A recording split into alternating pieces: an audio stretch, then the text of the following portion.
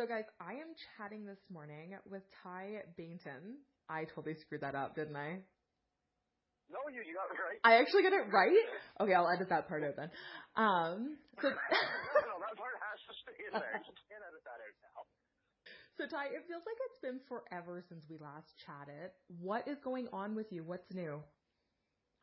Well, we've got a new single coming out to iTunes on August 25th, and it'll be at radio shortly after that.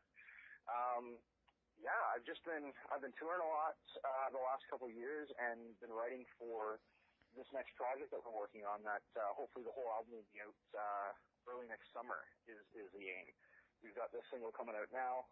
We're looking at another one for February and a third one for June to be released with the album. So yeah, there's been a lot of work going on behind the scenes, and it's nice to finally be at a point where stuff's ready to come out. That's exciting. It's very exciting for you. So tell us a bit about the new single. Well, the new single I wrote with Jordan Honsinger from Coal Creek County. He's a good friend of mine. And we sat down. We just got together to catch up, and we had the guitars out, and I was playing around with the chord progression, and he started humming the melody, and the line "I'll Never Know" just got stuck in my head, kept coming up. And we sat down, and I bet you we wrote the whole song in about 20 or 30 minutes. And just absolutely loved it. It's probably one of the most fun songs for me to play in my live show. And when we jumped into the recording studio, the guys who were in the studio with me, we were all on the same page. The whole thing came together really fast as well, and I just love the groove and the feel for it. I can't wait for people to hear it. That's exciting. I've been able to have a sneak preview, and I absolutely love it. So I think everyone else is going to love this new single. Well, I hope so. So from previous singles up to this one, you've had a lot of growth. So how do you feel that your sound has evolved over the last few years? Well, I think when the Good Old Boy album came out, I mean, that was basically, as an artist, my first full album. We had the EP that came out before that was included on the Good Old Boy album as well. But I mean, at that time, I wasn't really touring and performing with the band all the time. That album was more, your friend's recording studio. Me and him did most of the parts, and I think at that stage I didn't really know who I was sonically. I didn't know what my sound was. And then over the years playing live with a band and everything, we realized that we played those songs a little bit differently. We played them with a little bit more drive behind them. And one of the best compliments that I've ever got from fans is I've had them come up after and say, I hate country music, but I love what you did. I loved your show.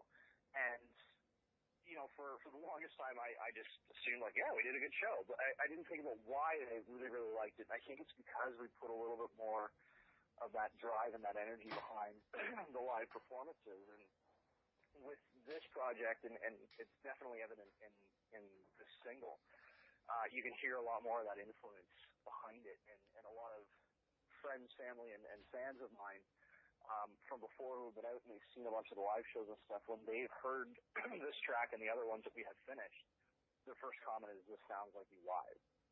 And that's exactly what we were going for. We've had such a great response to the live show and the sound and the tone of it, and when I went in the studio, I went, that's what we need to get on record. And I think we managed to do that. That's extremely exciting because I know I've only seen a couple of your live shows because you haven't been in Alberta that much, so we got to get you back out here. But absolutely, yeah, the new single definitely has the feel of what I've seen of a live show of yours. Mm-hmm. Well, and I think you've mostly seen me play acoustic because we did the one house concert at your place. Mm-hmm. What seems like eons ago. That was a long time ago. And other than that, the odd songwriter showcase and stuff at the CMAs, but I don't think you've actually seen me with my band. Oh, no, I have. Actually, our first meeting and the first time we did an interview, you were at Finn McCool's in Cross Iron. And you had your guys with you. Oh, that was a trio. That was just... yeah. So that wasn't drummer and cool. guitar player. Yeah, well, we're on stage. There's 6 of us. Oh my. That's kind Yeah, of yeah. crazy. Yes, there's 3, sometimes 4 guitars on stage at any given time, and then drums and bass, and my one guitar player also plays lap steel. So it's quite the show if you get a chance to come out and see it. That's amazing. Yeah, we have a lot of fun up there, that's for sure. So what is next for you, Ty? Well, I think the next step right now, we're working on, well, as you know, which is why we're chatting right now, We're working on a media campaign for the single release.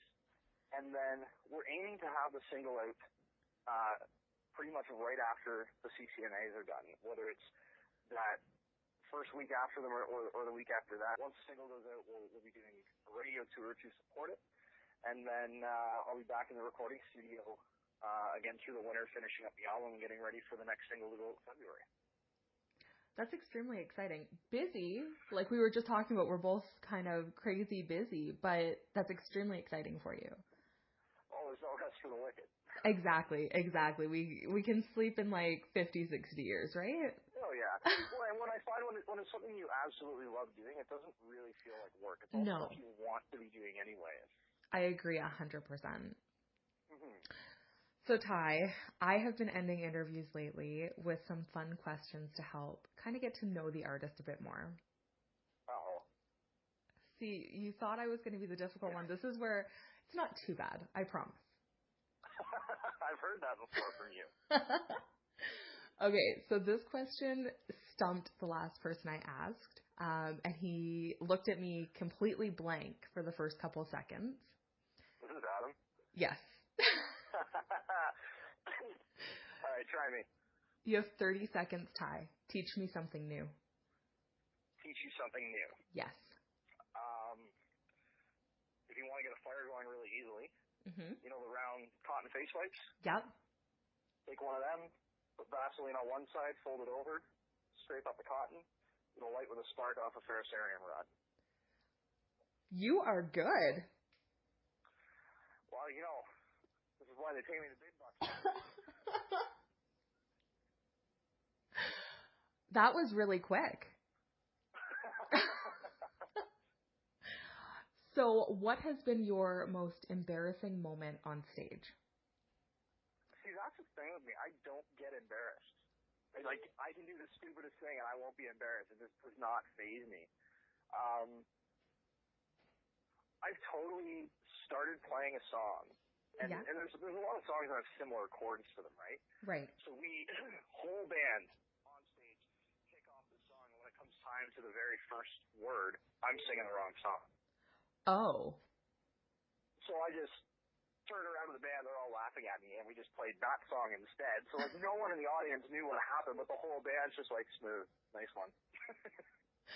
But I think that's something that's happened to like the best of them. Oh, probably. And to be able to pull it off that your audience has no idea what's going on, like that really shows a true level of professionalism. Well, the one show we were on stage and they blew a fuse, the sound company, so we had no monitors. Oh. You couldn't hear anything on stage, but we'd all been playing long enough that we knew what the song felt like. And I'd been singing it long enough that I knew what it felt like to sing it. And we finished the whole song, and then walked over to the sound person and said, you blew a fuse, we have no monitors. And they didn't even notice. And I was chatting with some of my friends and stuff who were in the crowd, and they were like, yeah, no, it's the thing. That's funny. But I mean, that comes, I find, you know, when you've been playing for 14 years, you know, stuff like that doesn't really faze you because you've been through it before. As long as you know how to handle it and make it so that your audience doesn't know, then you're good. Well, and the thing is, short of the people who are on stage with you and, you know, the one or two, like, actual musicians who are in the crowd who know what it's supposed to sound like, no one's ever going to notice if you mess up a lyric or you mess up a chord or, you know, unless you make it blatantly obvious that you screwed something up. No one notices. Exactly. Yeah. So currently, what would be the most played song on your playlist? I don't have a playlist. Oh. Wow. I have no music on my phone. I have no music on my iPad. If I want to hear a song, I will play it.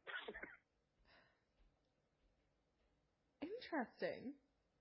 Yeah, like we'll be at shows and someone's like, "Oh, do you have, music we can play Yeah. in between sets?" And I'm like, "I have nothing. Like, I have no music at all." And I don't think I've had any music or iTunes or anything since like high school. I just don't. That's kind of awesome, though. Yeah, so I mean, like the most played song on my playlist right now would probably be "A Little by Bar Delaga" by Ashley McBride, because I just learned how to play that. So my playlist, that's the one that I keep playing when I pick up my guitar. I can tell you right now that Cheryl is going to love that answer. And I just learned how to play Thunder Rolls by Garth Brooks, so I've been playing that one a bit. Nice. Yeah, so that's I am my playlist. Good. That's an amazing answer. Okay, so last one, and this might be the one that you're like, I don't know. Okay. I want you to finish the sentence. When I dance, I look like An idiot. At least you're honest with it, right?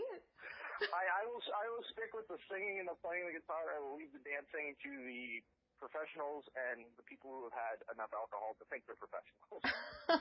That's a great answer. I'm not bad at like slow dancing, but I think everybody can kind of figure that part out. Yeah. But other than that, yeah, no, being on the dance floor is just not going to happen. Thank you so much for chatting this morning, Ty. It was fantastic, and I think we'll be doing this again in a few weeks. Absolutely we will. So for fans who want to find out more about you, where can they head to? Just my website. It's got links to everything on it. Once a single is released on the 25th to iTunes, there'll be a link on the website to get to that. Perfect. And all the videos and stuff are up. There's links to all the social media from there. And, yeah. Awesome.